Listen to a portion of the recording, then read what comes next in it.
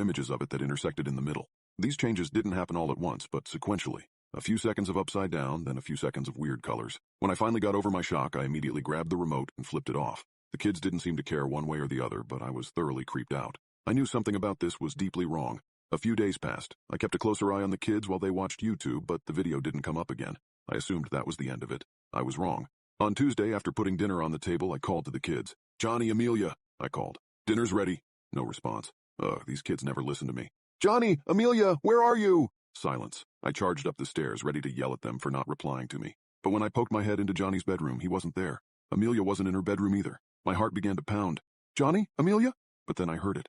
The horn on the bus goes beep, beep, beep.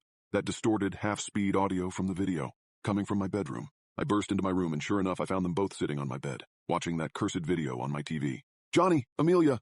They didn't move.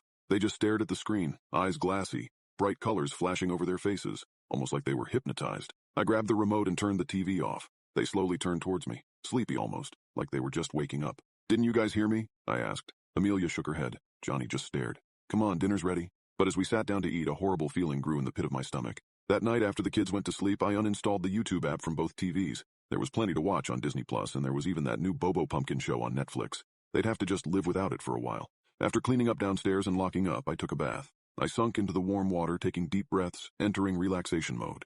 But only 10 minutes later, I heard something coming from the other side of the door. Music. I strained my ears, listening. It was muffled enough that I couldn't make out the singing, but from the pitch I knew exactly what it was. I got out of the tub, wrapped a towel around myself, burst into the bedroom. The horn on the bus goes beep, beep, beep. I ran over to my phone, charging on the nightstand. Sure enough, it had YouTube open and was playing the video. I stared in horror as the blue-skinned bus driver slapped his hand on the horn. Beep, beep, beep. I grabbed the phone and turned it off. It must have went off by accident.